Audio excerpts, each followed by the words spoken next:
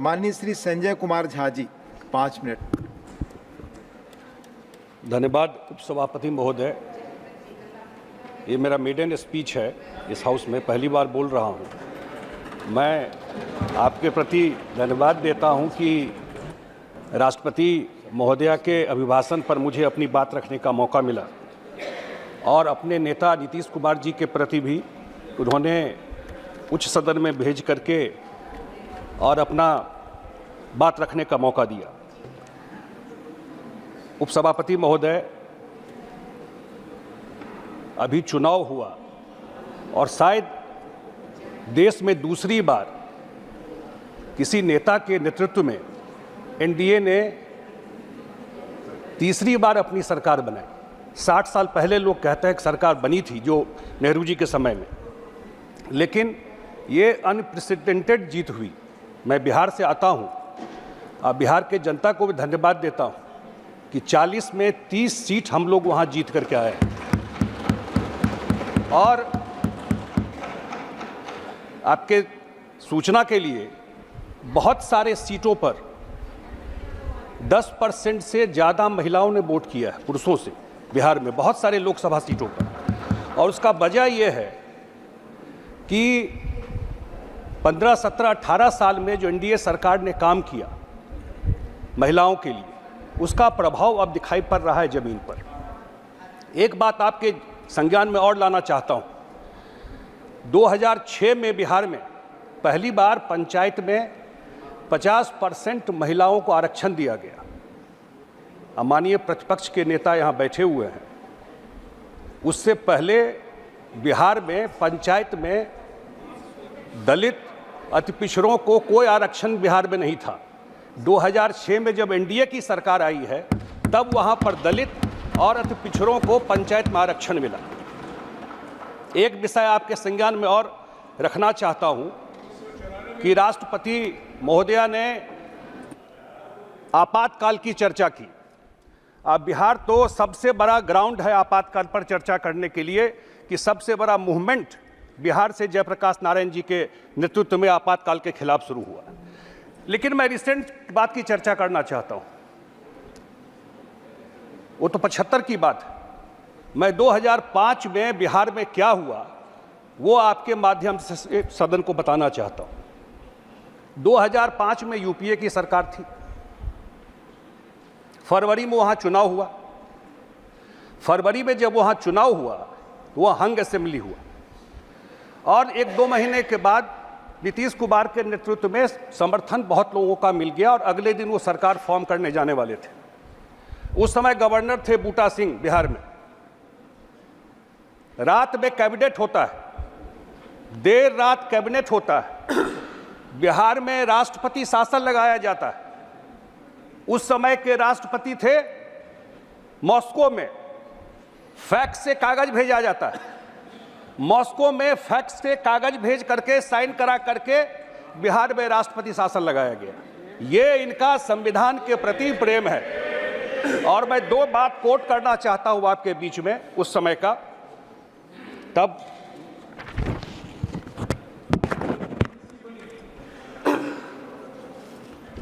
एक उनके law minister थे हंसराज भारद्वाज जी। उन्होंने कहा, और रिकॉर्ड में बता रहा हूं, former union minister HR Bhardwaj on Thursday revealed that he was under tremendous pressure from the Manmohan Singh government to get a favorable order from the Supreme Court, which was examining the UPA government decision to impose president rule in Bihar in 2005 to prevent the JDU-BJP combined from coming to power. Bharadwaj said he had even met the Chief Justice Y.K. Sabharwal, who headed the Constitution Bench, which dealt with the case, to get a favorable judgment, but could not summon the news to broach the topic. The 5-judge bench has held that imposition of president rule was a misuse of Article 356 and was clearly politically motivated based on a report by the Governor Boota Singh. The former law minister said Justice Sabharwal was a family friend but was a very tough judge. I could not muster the courage to ask for any favor on the issue from Sabharwal when we met over a cup of coffee. He said at a function to inaugurate the Moot Court Hall of National Law University, Delhi, named after late Justice Sabharwal. Finance Minister Mr. Arun Jaitley, who had attacked the UPA for imposing president rule of in Bihar, from Bihar, was also present at the function. ये उन्होंने हंसराज भारद्वाज जी का है। उस समय के राष्ट्रपति ने अपने मेमोयर, जो उनका किताब आया है turning point, a journey through the challenges APFG, as soon as the verdict was known, मैं उन्हीं को कोट कर रहा हूँ, as soon as the verdict was known, I wrote a letter of resignation, signed it and kept it ready to be sent to the Vice President Bhairav Singh Shekhawat, who was a seasoned politician and a lawyer. The Vice President was away. Meanwhile, the PM wanted to see me for some other discussion. We met in my office in the afternoon. After finishing the discussion, I said that I have decided to resign from the post of President and showed him the letter. The Prime Minister was disturbed. The scene was touching and I do not want to describe it. The Prime Minister pleaded, वो मनमोहन सिंह जी के बारे में बोल रहे हैं, that I should not do it at this difficult time. He said that a result of this, the furor that would be created, even the government might fall. और उस वजह से मैंने इस्तीफा नहीं दिया। अब ये जो संविधान लेके घूम रहे हैं, ये मैं बिहार की घटना बता रहा हूँ कि कैसे उनके जो लॉ मिनिस्टर थे वो बोल रहे हैं कि उनको प्रेशर दिया गया कि जजमेंट अपने फेवर में लेकर आइए। कैसे रात में जा कर के कलाम साहब से साइन करा के इम्पोज किया गया और फिर कॉन्स्टिट्यूशन बेंच ने जजमेंट दी। ये मैं आपके जानकारी इसलिए दे रहा हूँ। और कहाँ से चलता था सरकार? मेडन स्पीच है। सरकार कहाँ से चलता था? NSC बना हुआ था, सारा सुपर PM का पावर लेके बैठी हुई थी, सारा डायरेक्शन वहाँ से होता था और वही इम्पोज करवाई और आज ये लोग संविधान की बात करते हैं। एक विषय में और टच करना चाहता हूँ। मैं देखता हूँ आजकल जो प्रतिपक्ष के नेता है उस हाउस में, वो हमेशा जातीय जनगणना की बात करते हैं। बिहार पहला स्टेट है जो जातीय जनगणना पर अपना काम कर चुका है नीतीश कुमार जी के नेतृत्व में, और जातीय गणना का फाइंडिंग आ गया। उस पर जो आरक्षण जो बढ़ाना था वो काम कर लिया गया। अभी हाईकोर्ट में रोक लग गया है तो बिहार सरकार सुप्रीम कोर्ट गई है, और जो गरीबों की संख्या था उसका भी काउंटिंग कर लिया गया। ये NDA सरकार में हुआ, ये JDU BJP के कैबिनेट के द्वारा किया गया, और इतने दिन सरकार में रहे, कहीं जातीय जनगणना नहीं। कर्नाटक में इन्होंने किया भी तो आज तक उसका रिपोर्ट पब्लिश नहीं किया है। अकेला बिहार ऐसा सरकार है नीतीश कुमार के नेतृत्व में ये रिपोर्ट पब्लिश किया है।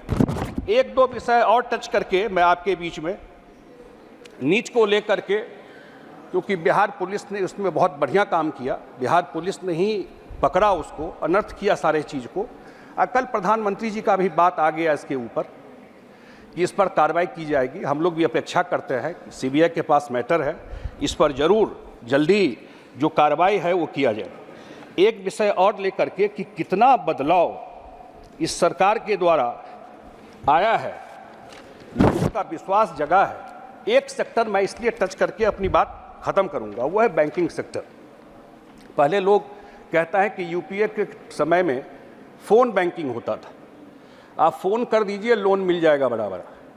लेकिन इस सरकार में मैं डेटा देख रहा था, करीब 52 करोड़ जनधन खाते खुले, 26 लिस्टेड बैंकों में 14 निजी, 7 पब्लिक और 5 छोटे फाइनेंस बैंक। मार्च 2024 तक उसका NPA लेस देन 1% है। मोदी जी प्रधानमंत्री बने उस समय डीमेट अकाउंट 2 करोड़ था, और आज demat account 15.2 crore demat account है, और 2024 में हर महीने 30 लाख नया डीमेट अकाउंट खुल रहा है। डिजिटल ट्रांजैक्शन इंडिया में 90 फोल्ड बढ़ा है 10 साल में, 90% 90 फोल्ड बढ़ा है 10 साल में। इंडियन अकाउंट में 46% of all digital payment in world and UPI transaction में now account 80% of digital payment in India.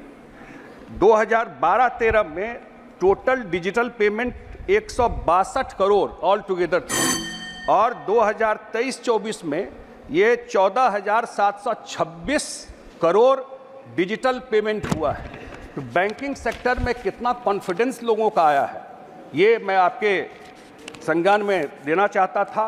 दो बात और अंत में रख करके मैं वित्त मंत्री निर्मला सीतारमण जी का धन्यवाद देता हूँ कि आप बिहार को जानते हैं और बिहार के उत्तर बिहार को खास करके वहाँ जो बाढ़ की समस्या है उसको लेकर के उन्होंने पर्सनल इनिशिएटिव लिया है। उसका परमानेंट सॉल्यूशन के लिए एक बड़े चंक को इम्पैक्ट करता है वो, और पर्सनल इनिशिएटिव लेकर के अपने ऑफिस में मीटिंग करके और एक टीम बना करके जो कंस्टिट्यूट भी हो गई है, जो बिहार जा रहा है और जल्दी ही उस पर काम शुरू होगा। ये एक बड़ा काम बिहार के लिए हो जाएगा अगर इसका कोई सॉल्यूशन निकल जाता है तो। दूसरा, हमारे हाउस सदन के नेता बैठे हुए हैं, नड्डा साहब जो स्वास्थ्य मंत्री हैं, मैं निवेदन करूंगा, इन्हीं का दिया हुआ है दरभंगा एम्स, आप ही का दिया हुआ है, जगह तय हो गया है, उसको जितना फास्ट पेस पे काम शुरू हो जाएगा तो उस उत्तर बिहार के लिए एक बड़ा काम हो जाएगा। यही बात आपके बीच में रखते हुए मैं अपनी बात समाप्त करता हूँ। धन्यवाद। धन्यवाद। धन्यवाद माननीय संजय कुमार झा जी।